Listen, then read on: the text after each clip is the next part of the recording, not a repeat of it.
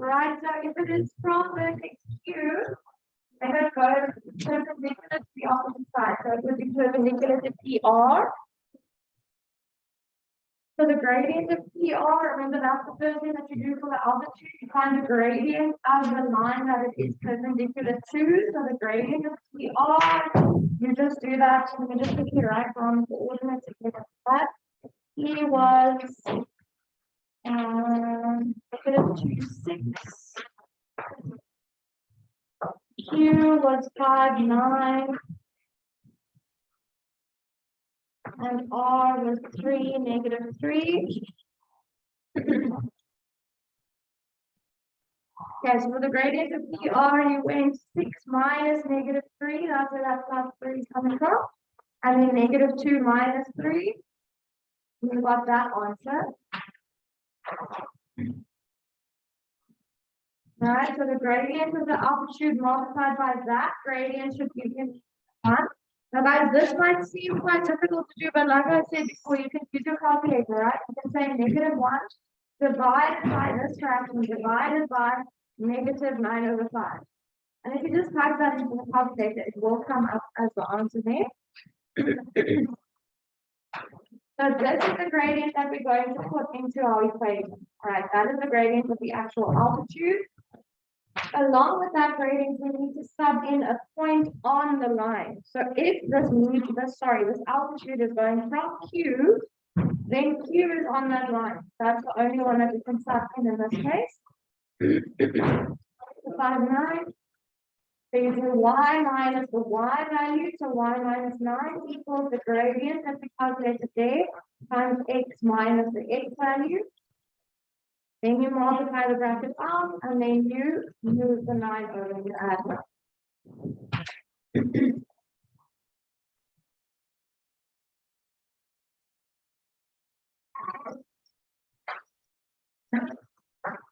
See now, I didn't actually finish the last one. I just found the gradient and then I stopped. So I'm just quickly going to finish up the next one. So now that happened. Guys, are there any questions on that one, on number 2? It isn't nice that we're working with fractions all the time, but I mean, it can happen. All right, so you need to be able to work with those values. I'm going to move down a little bit so that you can see that first part.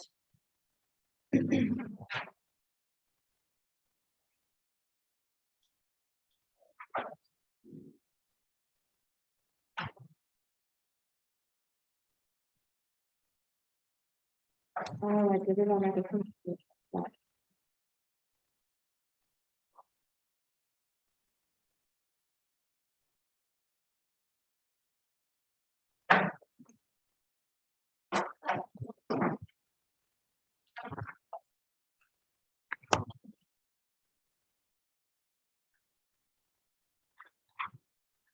Okay, for this one, there we go. I'm almost done. I'm just quickly add those.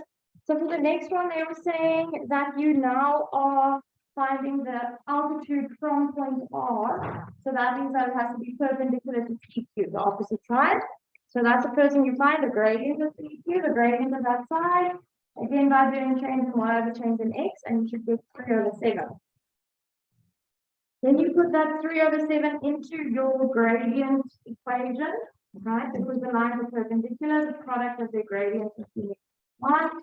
To get this answer, you will just say -1 divided by that fraction divided by 3/7. And it will give you -7/3. Then I'm just quickly working that out. You will then have to sub in point R into this formula, because that's the only point that we have that actually lies on this altitude. So you have your y minus your y value, but now the y value is negative, right? So y minus -3, that's where that y plus 3 comes from, equals to m, which we calculated there, times x minus the x value, x minus 3. Then you just have to multiply the bracket out. Oh dear. 21/27, okay? That's nice. So this is actually just 7. All right, plus 7, there we go. And then you're going to have to just minus that 3. So you're going to get -7/3x plus 4. And move that plus 3 over, it's going to become minus 3.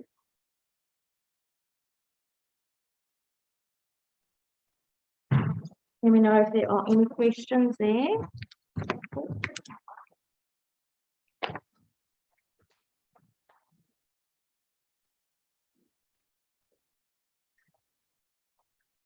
You have to do 2.1 to 2.3 from exercise 1.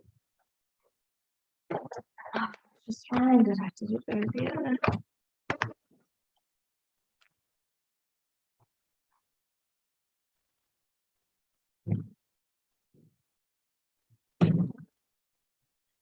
Looking forward quickly.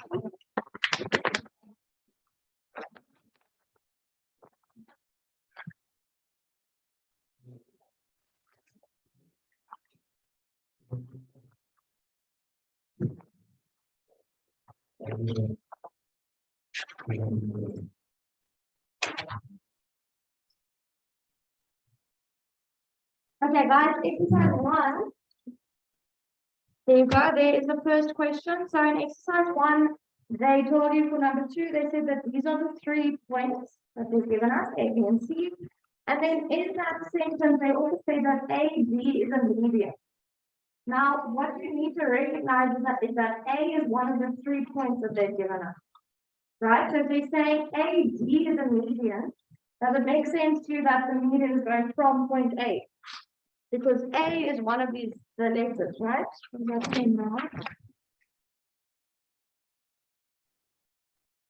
So they're not actually saying that you must find the equation of the median from point A, right? But in 2.2, they asked you to find the equation of AD. They told you that AD is a median.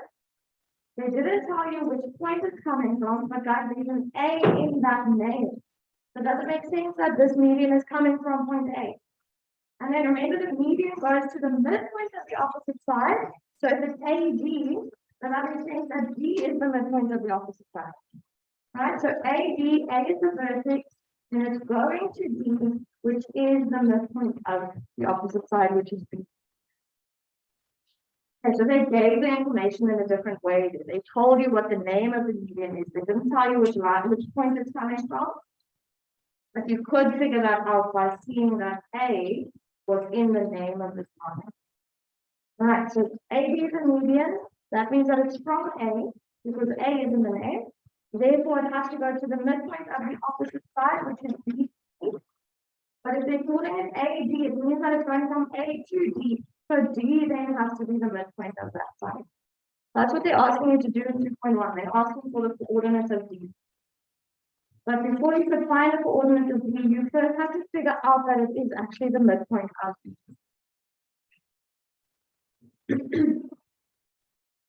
So you could then apply the midpoint formula. You take the x value of D plus the x value of C and you divide that by 2. Then you take the y value of B plus the y value of C and you divide that by 2. And then you're getting 9 over 2, 9 over 2. You can write this as 4,5, it's 1.5 if you want, the same thing.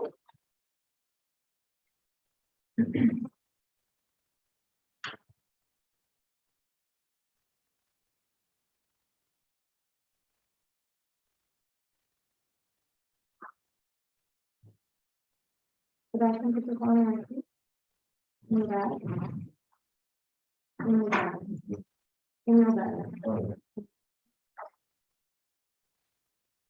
2.2, they then ask for the equation of AD, which is basically saying when it's finding the equation of the median. Now, usually when we do that, first we need to find the midpoint. But we already found the midpoint in 2.1. So we had actually already done step 1 of finding a median in 2.1. So in 2.2, we didn't have to find the midpoint of the opposite side because we already calculated it in 2.1. So you could have gone to step 2, which is to find the gradient of A, B, C. So that's why I just wrote the points again, coordinates of A and the C. If the gradient of AB is change in Y over change in X, which is 1 over 5 in this case.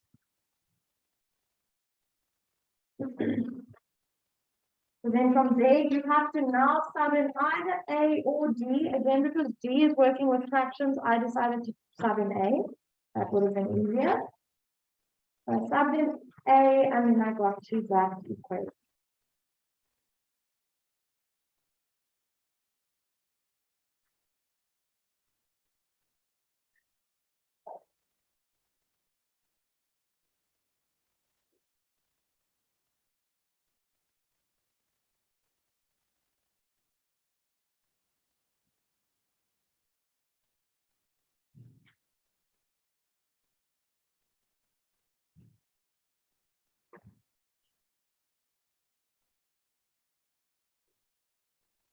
Two point three, they were asking for the altitude from B. So altitude, then you need to think perpendicular and perpendicular to the opposite side. So if it's going from B, the opposite side will be AC. So that is now the steps that we wrote down yesterday. First step is you're actually going to calculate the gradient of the line that is perpendicular to. And in this case, it was an easy one, it was just one. Then, because you know that the altitude is perpendicular to AC, we use this formula, so the product of the two gradients should equal -1. So you say the gradient of the altitude multiplied by the gradient of AC, which was just 1, will equal -1. Then you're going to have to divide by 1 on the other side. So -1 divided by 1 is just -1. So the gradient of the altitude is -1.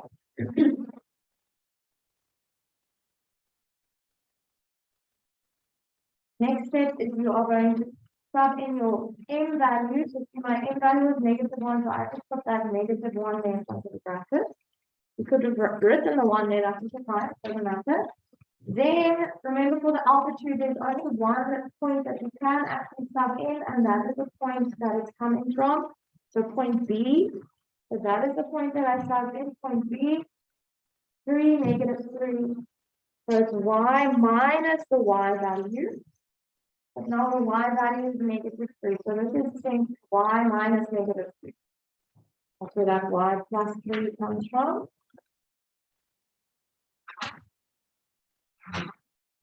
You could have put that in as you're working. You didn't have to write y plus 3 straight away.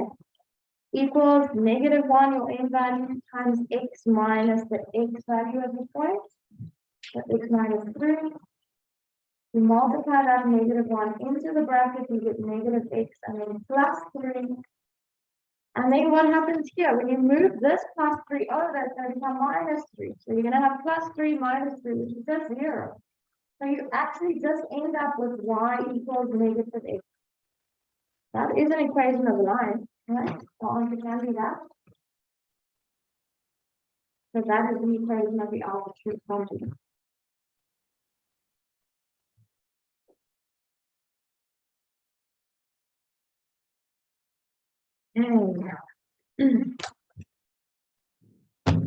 We're doing the last type of line today.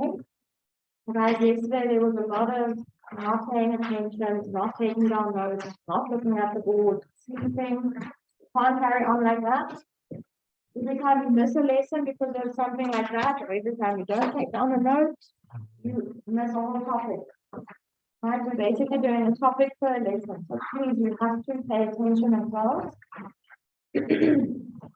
And then also, when I give you half an hour to work in class, you have to actually use that time to work. Majority of you are just copying the work down. But I did the homework, right? I've already finished reading. I did your homework. Many of you didn't. Again, every time you choose to not do your homework, and I think really it was a choice because you definitely had half an hour in class yesterday. And I looked at you, and the majority of you didn't do the work. So please, guys, you're gonna have to come right at some point. It's the end of term 1. Let's rein it in while we still have the chance.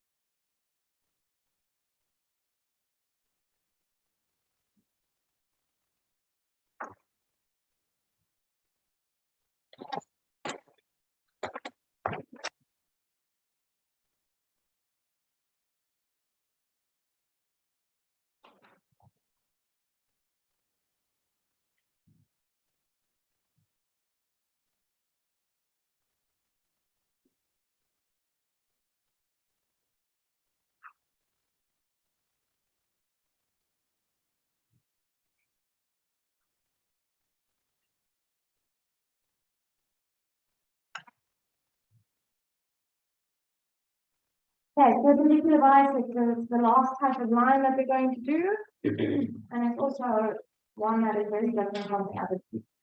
The first two lines that we did, the median and the altitude, both of those lines always come from one of the vertices of the triangle. The perpendicular bisector is not necessarily going to go through any of the vertices. So let me just actually write that there as a little note.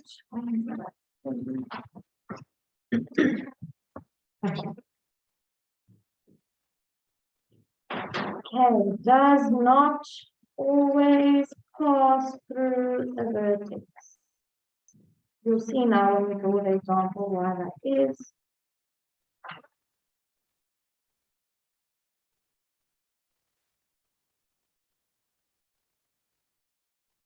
So it does not always pass through the vertex.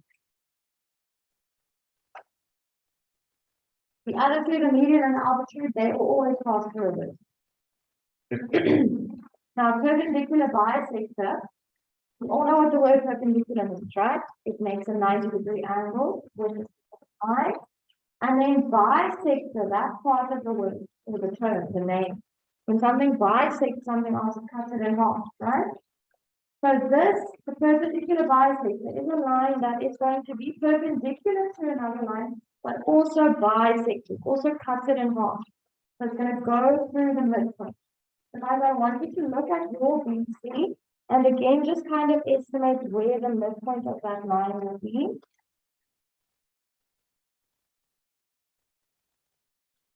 Doesn't have to be perfect, but it's estimate there.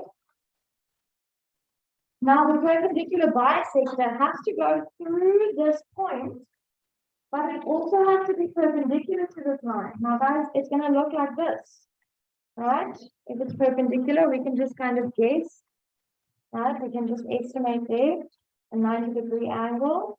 It's going to look like that. A little bit to the side actually. Make that point bigger. There is no way for this perpendicular bisector to actually go through point A. Do you see that? Because then it won't be a straight line. Right? Sometimes it will, but it won't always. Okay, the perpendicular bisector has to be perpendicular to a specific line and go through the midpoint of that line. So guys, the question, they're not actually going to tell you the perpendicular bisector from a vertex. They're going to tell you that it's the perpendicular bisector of a line. All right, so the line that we've drawn in here, let's just put our 90-degree angle there to show that it's perpendicular.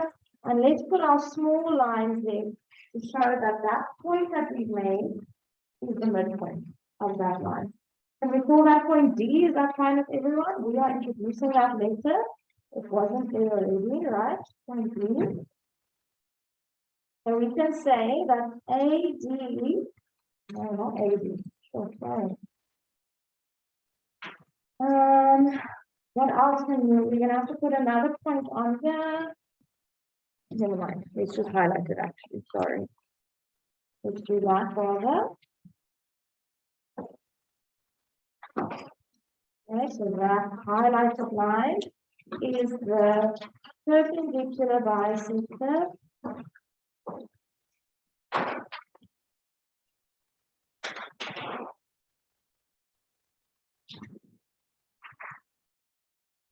of BC, not from a vertex, but of a line.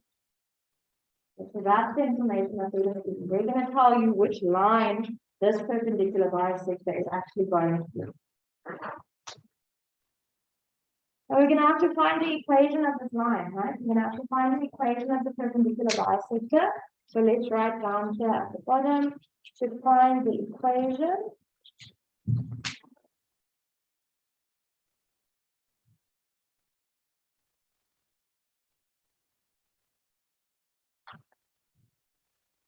And you can use that symbol instead of writing out the word perpendicular, right? You can use the symbol for perpendicular if you want.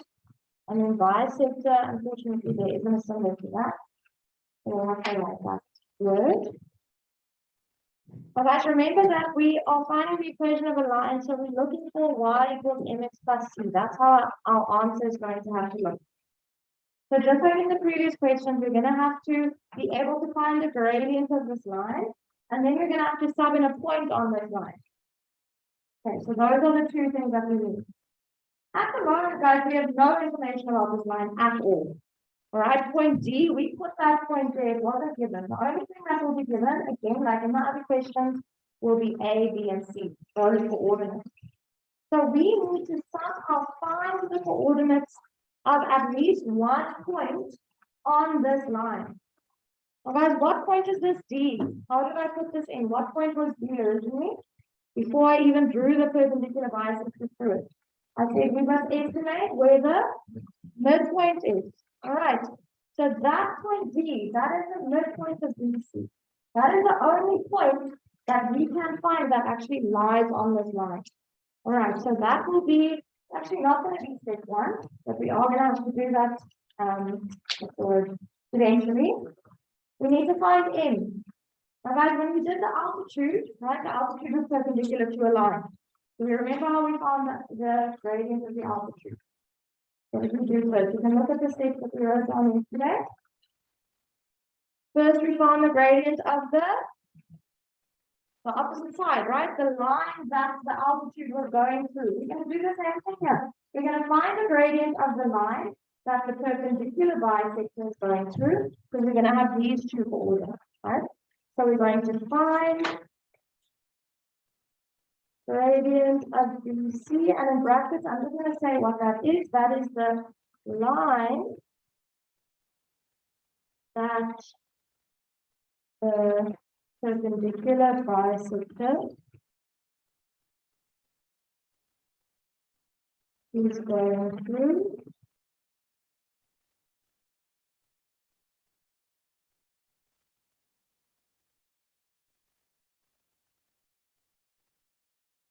Then step two, once we have that gradient, we know that the perpendicular bisector is perpendicular to that line, to BC.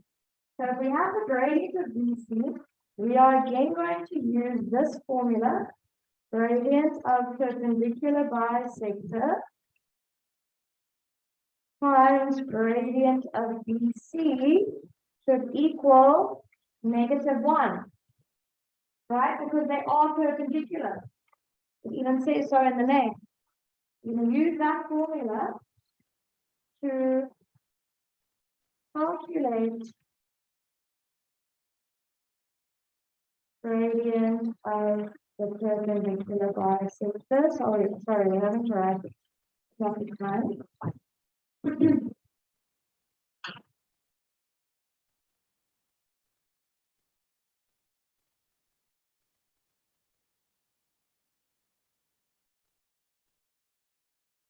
Okay, so once we've done those two steps, we actually have the gradient of that highlighted line of the perpendicular bisector. Next, we're going to have to sub in a point that lies on the perpendicular bisector into that y minus y1 equals mx minus x1 formula. But like we discussed already, the only point that actually lies on this line is point D, which is the midpoint of BC. So before we can sub in point D, we're first going to have to calculate. Right, we're not going to give you this point. So step 3 is going to be to calculate the midpoint. We say M of BC. Remember, capital M is midpoint. So this is the midpoint of BC. And that is the only point that we have that lies on our line. So that is the only point that we can sub in. But you can't sub in A or B or C to find this equation, because none of those 3 points lie on this line. Remember, to find the equation of the line, you have to sub in a point that actually lies on that line. D, this midpoint is the only point that lies on the line. So step 4 is going to be to sub in the midpoint of BC and the gradient of the perpendicular bisector And we're going to use this formula, y minus y1 equals m times x minus x1. That's what we're going to sub those values into. And then step 5 is going to be our normal last step. We're going to multiply out that bracket and make y the subject.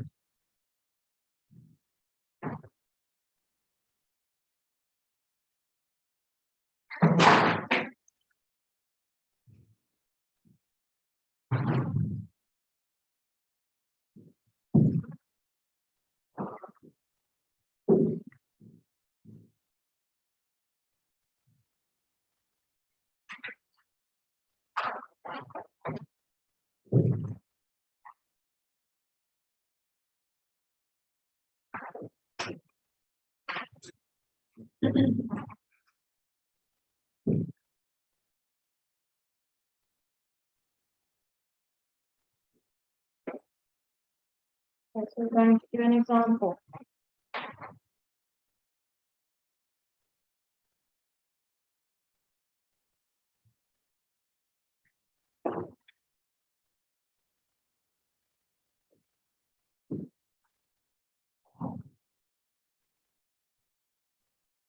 Right, order it down. We're working with the same points from the previous section. So P -2, 6, Q is 5, 9, and R is 3, -3. Those are the 3 points. First question, we are going to find the equation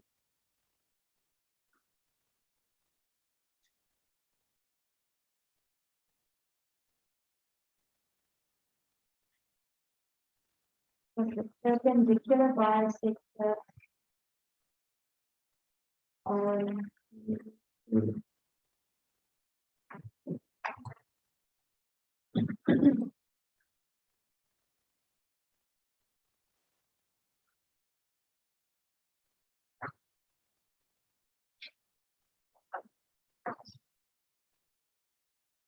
Okay, perpendicular bisector, now to think, it means that it's perpendicular to P2 and it's going to go through the midpoint of P2. That's what perpendicular bisector means. I'm just going to write that. Perpendicular to P2 and goes through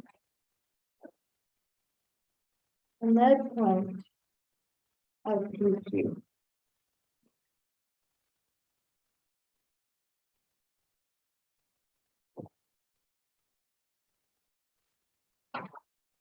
Because whenever you see that something is perpendicular to line, you have to think of gradient. You have to think of that product of the gradient equal to -1. You always have to use that formula there. So first we're going to have to find the gradient of P2. The gradient of the line that this line is perpendicular to. So that's going to be our first step. Gradient of P2. For gradient, we always do change in y over change in x. So we're going to say change in y is going to be 6 minus 9. 6 minus 9 over change in x is going to be -2 minus 5.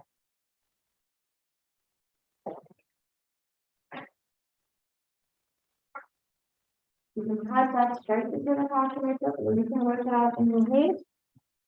This is going to be -3 at the top. At the bottom, you're going to get -7. So -3 over -7 is 3 over 7, right? Negative divided by negative is a positive. But like I said, you can type that straight into the calculator and just get your answer. So step 1 is done. Now the gradient of our perpendicular bisector. Normally they give it a name. Okay, so if you want to you have to write perpendicular bisector as many times as you are. They'll often say find the equation of ST, which is the perpendicular bisector.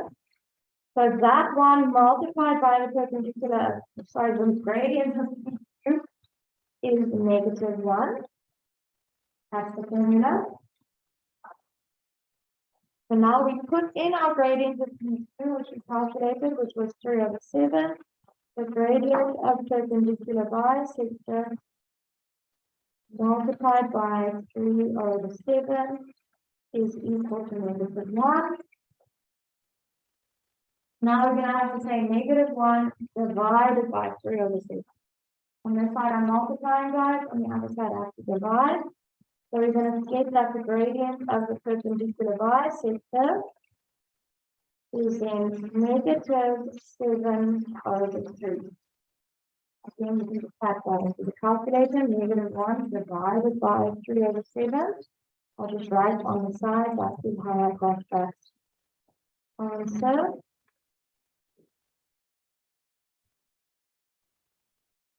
So there we have the gradient of our perpendicular bisector. Okay, step 2 is done. Once we have our gradient, we need to have a point on the line that I can then sub in. All right, I don't have a point on the line at the moment. The only point that we can calculate is the midpoint of PQ, because the perpendicular bisector goes through the midpoint. So that is the next step. We're going to find the midpoint of PQ by using our midpoint formula. Midpoint is we add the two x values together, divide by 2, add the two y values, divide by 2. So midpoint of PQ, we're going to do -2 plus 5 over 2. So x value plus x value over 2. And then y value plus y value over 2. So 6 plus 9 over 2. So the midpoint here is -2 plus 5 is 3. So that's 3 over 2. And the other one, 6 plus 9 is 15. So that is 15 over 2.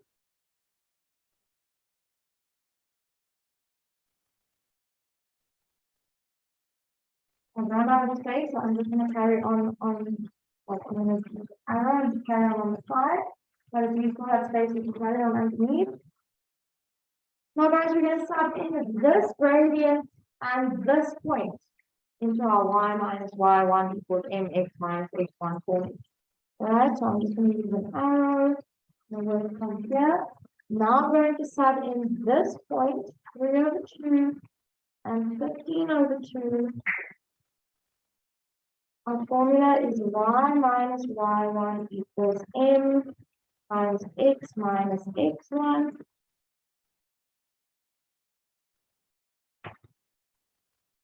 So y minus y1 is the y value of the point, 15 over 2, equals m is the gradient we calculated here, -7 over 3. X minus x1, x1 is the x value of the point that we're subbing in, so x minus 3 over 2. Now again, we have lots of fractions there, we're not going to panic. We're just going to multiply and then move across. You can use your calculator for all of it. I'm just going to rewrite this y minus 15 over 2 quickly. And I'm going to multiply this fraction into the bracket. It's going to be -7 over 3x. Right, that one is easy to do. For the other one, you can do it in your head or you can use the calculator. A negative times a negative is a positive. Right? And if you're looking at these two fractions, the 3's are going to cross cancel. Right? So we're actually going to be left with just 7 over 2. But like I said, you can just do that on the calculator, that's fine. Now to get y on its own, I must move this minus 15 over 2 over to that side. It's going to become plus 15 over 2. So I have 7 over 2 plus 15 over 2. What's 7 plus 15? 22. So that's going to be 22 over 2. What's 22 divided by 2? 11. All right, so if you add these two together, when you move that over, you're actually going to get positive 11. But again, you can do it on the calculator. It's perfectly fine. -7 over 3x plus 11.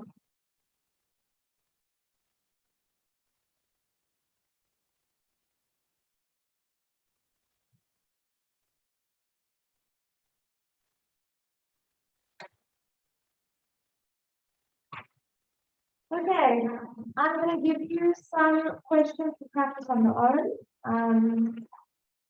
It's kind of like a mix of things, including finding these different equations. If you want to find a nice one. We still have one topic to do. We still have to do annual information. So if other people are talking about it, don't stress, we'll do that tomorrow. I'm just looking for one.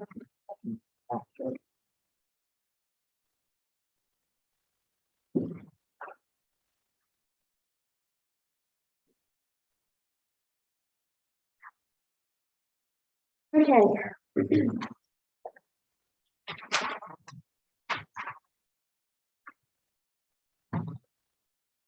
So this is from the revision exercise.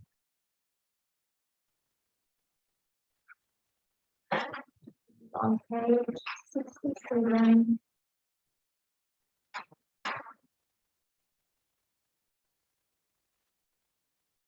Okay, I would like you to do numbers 3.1 to 3.3, then you can leave out 3.4, and then I want you to do 3.5 and 3.7.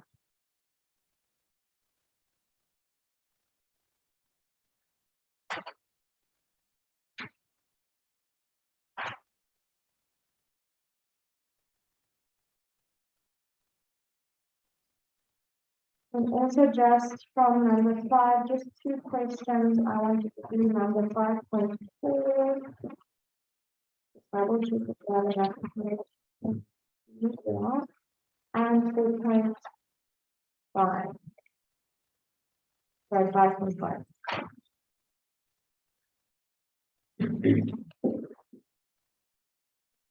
Okay, so it's basically testing something which is a lot here. So the very first question, for example, is to find the length of PQ. You have to use the distance formula, right? 3.2 is to find the midpoint of PQ. Midpoint formula for that. 3.3 is to find the perpendicular bisector of PQ, which is what we did just now. We're leaving out 3.4, 3.5 is to find the equation of the median from a specific point. That's what we practiced 2 days ago. 3.7 is one of those questions where you have to find the fourth point of a parallelogram. Right, so they've given you P, Q, and R. They're asking what must S be if P, Q, R is in the parallelogram. So the picture isn't given there, guys, so you're going to have to draw that diagram. Okay, you're going to have to draw that picture. In case for example, we will give you the picture. Okay, sorry that it's not always done like that in the textbook. But for 3.7, you're going to have to draw the picture and then find point S. 5.4 is finding the equation of the median, and 5.5 perpendicular bisector. Okay, it's a little bit of a mix from last year's work and this new stuff. Start working on that now. I can actually put the question on the board with you.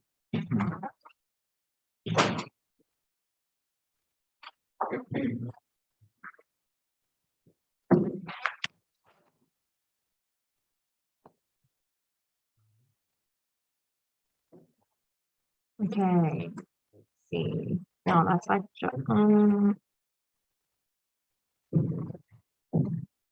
okay, 5.5 is just not showing up there now. Can you guys maybe just quickly write down A, B, and C, those coordinates, and then I can move it, oh sorry, P, Q, R, those coordinates, then I can move it down and you'll be able to see 5.5 as well.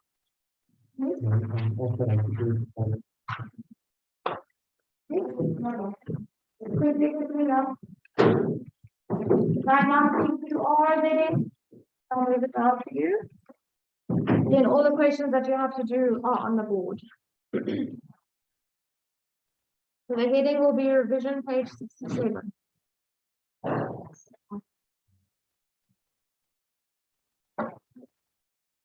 So make sure that you're copying those coordinates down correctly, because if you copy it down incorrectly, everything after that will be wrong as well.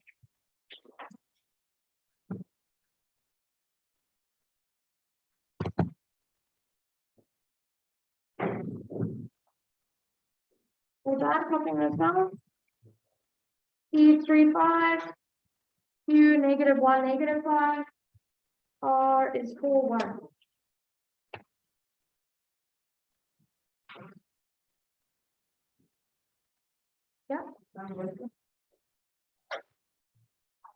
Question, oh, sorry, the 4 is just not showing, but it's that paragraph between 3 and 5. The 4 is just on the side. Okay, there we go. Now you can see question 5.5 there at the bottom as well. Okay, so we are doing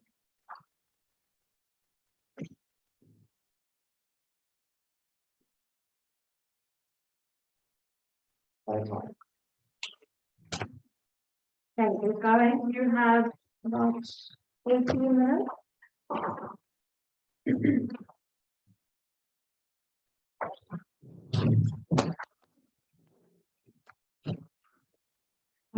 Sure, it's right in front of me.